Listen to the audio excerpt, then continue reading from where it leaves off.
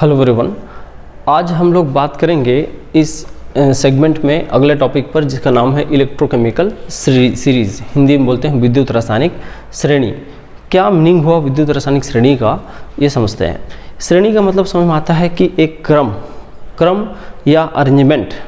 किसका अरेंजमेंट? तो यहाँ पर मैं बात कर दूँ, जितने भी यूज़फुल इलेक्ट्रोड हैं जिनको जनरली इलेक्ट्रोड के रूप में यूज़ किया जा सकता है, चाहे वो मेटल हो, चाहे वो नॉन मेटल हो, चाहे वो गैस हो, चाहे सॉलिड हो, है ना। जितने भी इलेक्ट्रोड हमारे यूज़ में है, नेचर में यूज़ में आते हैं, उन इलेक्ट्रोड्स को उनके एक वैल्यू जिसको बोलते हैं मानक अपचयन विभव, स्टैंडर्ड रिडक्शन पोटेंशियल, उस वैल्यू के बेस पर एक बढ़ते या फिर घटते क्रम में इंक्रीजिंग और डिक्रीजिंग ऑर्डर में अरेंज कर दिया गया, जिससे वो सारे इलेक्ट्रोड एक क्रम में आ गए। और उस क्रम का बड़ा फ़ायदा मिला कि उस क्रम से बहुत सारी चीज़ों की जानकारी मिल गई, बहुत सारा प्रेडिक्शन हम उसको चुनने से पहले कर लेते हैं। तो इसी कारण इस श्रेणी को एक बड़ा इंपॉर्टेंस दिया गया और इस श्रेणी का नाम ही रख दिया गया इलेक्ट्रोकेमिकल सीरीज़, है ना। क्या है electrochemical series?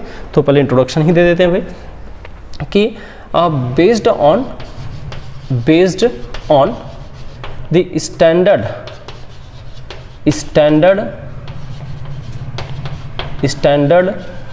reduction potential, based on the standard reduction potential value, based on the standard reduction potential value of different electrodes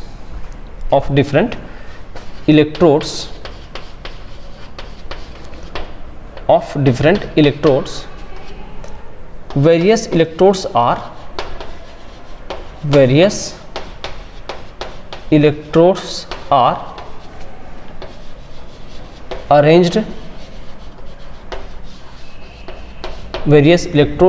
arranged in increasing or decreasing order,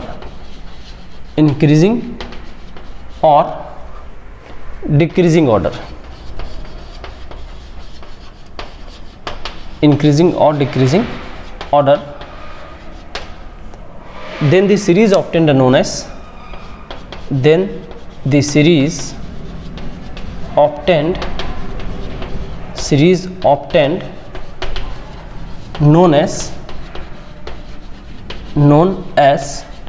electrochemical series.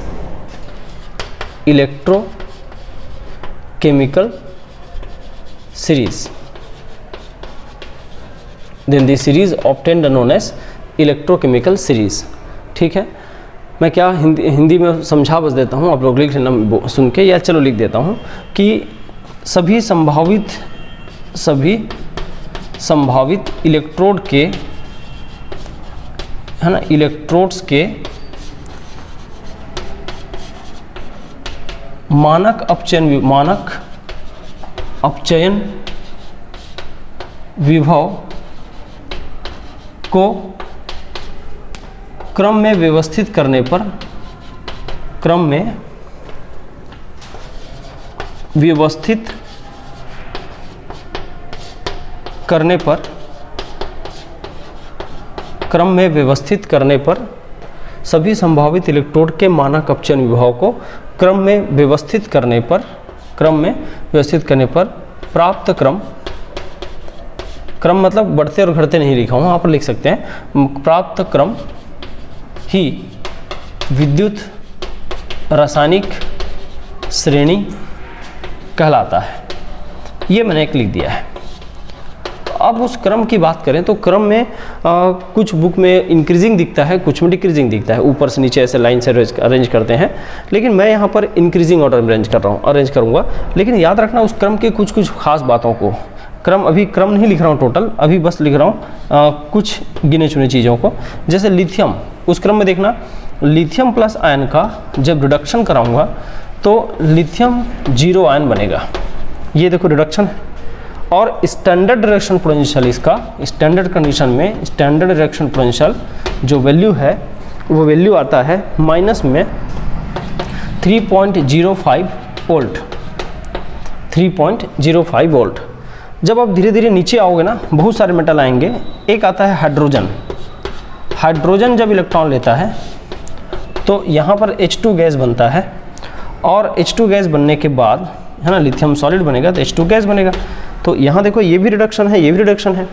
इसका जो reduction potential standard value होता है वो होता है 0 volt, 0 volt होता। तो होता क्या है कि 0 वोल्ट आ गया तो बाउंड्री बना देता है, ऊपर वाला बिल्कुल बीच का पूरा जो भी वैल्यू होगा सब नेगेटिव में होता है, क्योंकि ऊपर टॉप भी नेगेटिव है और 0 भी आ रहा है। फिर धीरे धीरे धीरे नीचे उतरते जाते हैं तो एक आता है F2 गैस। F2 गैस को आप इलेक्ट्रॉन दोगे तो ये फ्लोरीन नेगेटिव आयन बना लेता है, और ये आयन है, एक्वस है। अब उसमें जो भी रिडक्शन पोटेंशियल वैल्यू होता है, ये देखना, ये वैल्यू होता है प्लस में 2.87 वोल्ट, 87 वोल्ट। मैंने अभी तीन ही चीज़ को लिखा ना, ये ऊपर से नीचे मैंने इंक्रीजिंग ऑर्डर रखा है। या देखो वैल्यू से पता चला जाएगा, ये माइनस में वैल्यू है, ये अब ये इनके बीच का वैल्यू पूरा पॉजिटिव होता है, इनके बीच का वैल्यू नेगेटिव था, इनके बीच का वैल्यू पॉजिटिव है। अब देखो ये बढ़ता हुआ क्रम है। तो ये मेजर तीन स्पीसीज़ को इसलिए लिखा कि तीन से हमको इसका नेचर समझ में आ जाता है कि कैसे होता है ना। लिथियम सबसे टॉप में पूरा पीरियोडिक टेबल में, सब और कोई नहीं है इससे टॉप वैल्यू वाला, माइनस में। उसी तरह फ्लोरीन टॉप किस में, पॉजिटिव में। तो ओवरऑल साइन से लेकर क्या हुआ, माइनस से प्लस की ओर बढ़ रहा है, मतलब ओवरऑल बढ़ते हुए क्रम में ऊपर से नीचे इसको अरेंज किया गया है। इस ऑर्डर का क्या महत्व है वो अभी थोड़ी देर बाद समझ में आएगा। अब ये तो केवल बेस है, अब पूरा पीरियोडिक टेबल में देखना, जो भी प्रॉपर्टी ऊपर की ओर बढ़ेगी उस प्रॉपर्टी में लिथियम टॉप में रहेगा, जो भी प्रॉपर्टी नीचे की ओर बढ़ेगी उस प्रॉपर्टी में फ्लोरीन टॉप में रहेगा। तो कुछ प्रॉपर्टी लिथियम के टॉप में रहेगा, कुछ प्रॉपर्टी फ्लोरीन के टॉप में रहेगी। तो प्रॉपर्टी जो भी हो, लेकिन क्रम ऐसे व्यवस्थित किया गया है। अब मैं क्या करता हूँ, ओवरऑल एक बहुत सारे लिगेंड को लेते हुए लिथियम टू फ्लोरीन चलते हुए एक ऑर्डर क्रिएट कर देता हूँ, जिसको हम लोग बोलेंगे कंप्लीट इलेक्ट्रोकेमिकल सीरीज। ठीक, पहले आप इंट्रोडक्शन को नोट करिए, याद रखिए ये जो स्टैंडर्ड, देखो हर जगह रिडक्शन शो किया हूँ, gain of electron, reduction reduction reduction, और ये जो वैल्यू है वो स्टैंडर्ड रिडक्शन पोटेंशियल है। मतलब स्टैंडर्ड पोटेंशियल मतलब 25 degree Celsius temperature, 1 molar concentration, 1 atm pressure, इन सब पर जो बना हुआ है वो है। ठीक, तो स्टैंडर्ड वैल्यू, क्योंकि स्टैंडर्ड वैल्यू हमारा भी वही रहेगा, दूसरे को लोग करेंगे उसका भी वही रहेगा, किसी और जगह करेंगे तो भी वही रहेगा, बस टेम्परेचर, प्रेशर और कंसंट्रेशन सेम होना चाहिए। तो इसलिए स्टैंडर्ड की ही बात करते हैं, और ज़्यादा ऑक्सीडेशन और रिडक्शन में से एक वैल्यू की बात करो ताकि कंपेरिजन हो सके, तो इसलिए रिडक्शन की ही बात किए हैं।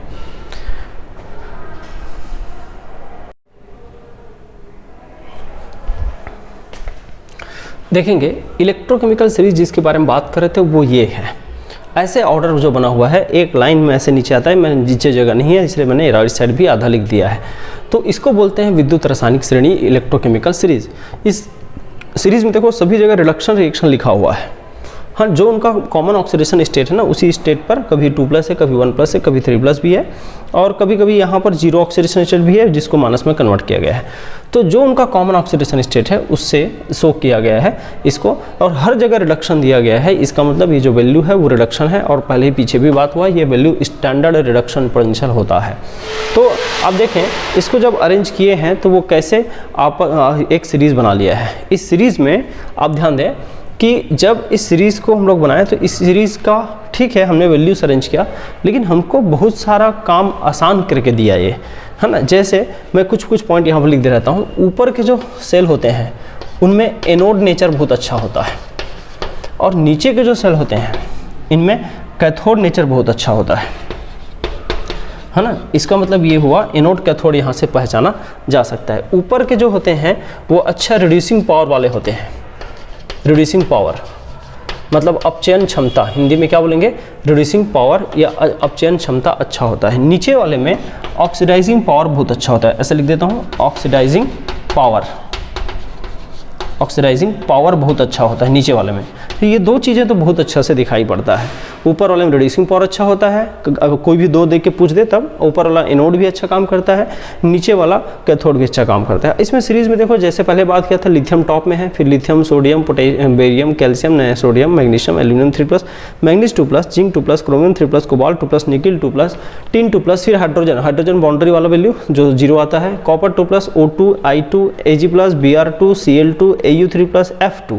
इस तरह से स्पीसीज है। F2 का देखो वैल्यू हाईएस्ट है और ये हाइड्रोजन 0 में है और लिथियम का लोवेस्ट है। अगर वैल्यू चाहिए तो आप बुक प्रीफर कर सकते हैं। बाकी एक सीरीज में ऊपर की ओर एनोडिक बिहेवियर ज़्यादा है, रिड्यूसिंग पावर ज़्यादा है, नीचे की ओर कैथोडिक बिहेवियर ज़्यादा है और ऑक्सीडाइजिंग पावर ज़्यादा होता है। ऑक्सीडाइजिंग पावर मतलब ऑक्सीकारक क्षमता, ठीक है। तो इसको बोलते हैं इलेक्ट्रोकेमिकल सीरीज। इसके एप्लीकेशन क्या है, ये इंपॉर्टेंट चीज़ है बस।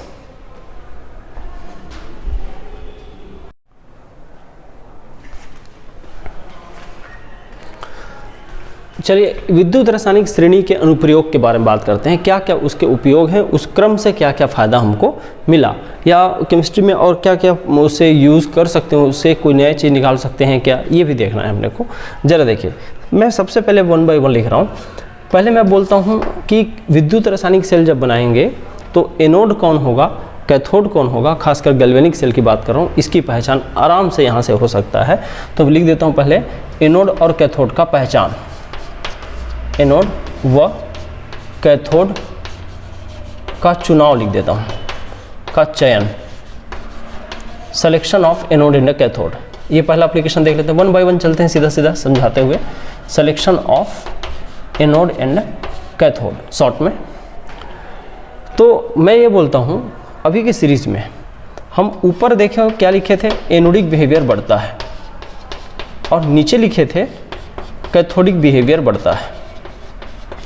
और ऊपर का वैल्यू क्या है, स्टैंडर्ड रिडक्शन पोटेंशियल वैल्यू लो है, और नीचे का जो स्टैंडर्ड रिडक्शन पोटेंशियल क्या है, वेरी हाई है ना। अब कुछ भी भूल जाए तो लिथियम और फ्लोरीन को याद रखना, ठीक है। फ्लोरीन का वैल्यू का ये माइनस में 3.05 आया था ये लिथियम का, और फ्लोरीन का प्लस में 2.87। इससे नीचे, इससे ऊपर कोई नहीं आया, इससे नीचे कोई नहीं आया है।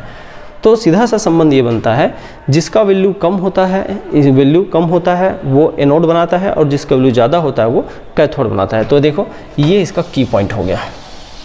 एनोड कौन बनाएगा, जिसका वैल्यू कम हो, स्टैंडर्ड रिडक्शन पोटेंशियल।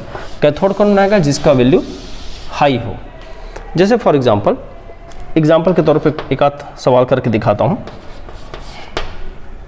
सपोज हमको ऐसा दिया गया, स्टैंडर्ड रिडक्शन पोटेंशियल दिया x प्लस से x का 0.35, ठीक है, और दिया स्टैंडर्ड रिडक्शन पोटेंशियल y का, y से y प्लस से y का 0.45, है ना, ऐसा दिया एक केस। तो आप बताइए इसमें एनोड, इसमें कैथोड कौन। तो देखो पहले चेक करो रिडक्शन है कि नहीं। देखो रिडक्शन है, यहाँ देखो रिडक्शन है कि नहीं, रिडक्शन है। तो दोनों रिडक्शन पोटेंशियल है तो कोई दिक्कत नहीं है। जो हाई है, हाई वैल्यू ये है, ये क्या होगा कैथोड, और ये क्या होगा एनोड। समझ में आ गया, दोनों को जोड़ेंगे तो कैथोड का काम करेगा, वो एनोड का काम करेगा। उसी तरह एग्जाम्पल 2 बना देता हूँ। मान लो सपोज सेम इलेक्ट्रोड का वैल्यू कुछ अलग ले लेता हूँ, चलो ए ले लेता हूँ। A plus A equal to दे दिया माइनस में 0.35 and B plus B minus में 0.45, है ना, दोनों माइनस में दिया। तो पहले चेक करो दिया वो रिडक्शन है कि नहीं। प्लस से 0 मतलब रिडक्शन है, प्लस से 0 मतलब रिडक्शन है। फिर दोनों माइनस में है, उससे कोई मतलब नहीं, खैर। लेकिन बड़ा और छोटा देखो आप, जो माइनस में छोटा होता है वो एक्चुअल में बड़ा होता है वैल्यू। तो ये कैथोड और ये एनोड हो जाएगा। आ रहा है समझ में। तो ऐसा हमको सोचना आना चाहिए, ठीक है भाई, क्लियर है। हाँ ध्यान दे इसको और बताएं। तो एनोडिक और कैथोडिक बिहेवियर पहचान लो जाएगी। चलो बिना वैल्यू की बात करूं, बिना वैल्यू के मान लो जिंक और कॉपर है, तो आप सीरीज देखो। अब बिना वैल्यू की बात करूं, सीरीज देखो। सीरीज में ऊपर आता है जिंक, नीचे आता है कॉपर। ऊपर वाला क्या होता है एनोड, नीचे वाला होता है कैथोड। तो ये हो गया एनोड और ये हो गया कैथोड, बिना वैल्यू देखे, ठीक है। तो ऐसे हमको याद करना पड़ता है, ऐसे यूज़ करना होता है। तो ये हो गया एनोड और कैथोड का चयन, ठीक भाई। हाँ कभी याद रखना, रिडक्शन की जगह ऑक्सीडेशन वैल्यू दे दी है तो आप साइन बदल के उसको रिडक्शन कर देना। प्लस दिए तो माइनस कर लेना, माइनस दिए तो प्लस, वो रिडक्शन हो जाता है। फिर रिडक्शन तुलना कर लेना, है ना। अगर ऑक्सीडेशन दे दिया है तब की बात है।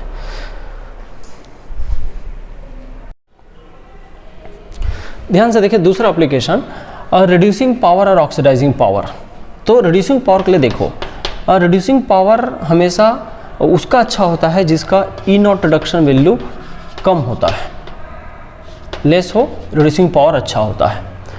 और ऑक्सीडाइजिंग पावर उसका अच्छा होता है जिसका ई नॉट रिडक्शन पोटेंशियल हाई हो या मोर हो, है ना। जहाँ पर ई नॉट रिडक्शन पोटेंशियल लो हो वो उसका रिड्यूसिंग पावर अच्छा होता है, और जिसका हाई हो उसमें ऑक्सीडाइजिंग पावर अच्छा होता है। जैसे पूरा पीरियोडिक टेबल में आप देखना, lithium is most powerful reducing agent, powerful reducing agent, इसका एग्जांपल है ना। और ये क्या, इसमें fluorine is most powerful oxidizing agent, most powerful oxidizing agent. Hindi में लिख सकता हूँ क्या, लिथियम सबसे अधिक शक्तिशाली अपचायक है, जबकि फ्लोरीन सबसे अधिक शक्तिशाली ऑक्सीकारक है। तो इससे ये पता चलता है कि ये वैल्यू कैसे संबंधित हो। तो शॉर्ट में तो बोलूँ वापस, रिडक्शन पोटेंशियल ऐसे भी लिख सकता हूँ, reducing power inversely related to E naught R E D, है ना। और यहाँ oxidizing power proportional to E naught reduction directly. तो ये डायरेक्टली प्रोपोर्शनल है, ये इनवर्सली प्रोपोर्शनल है, ये याद रखना। तो इससे हमारा काम हो जाएगा, ठीक है भाई, है ना, क्लियर है। चले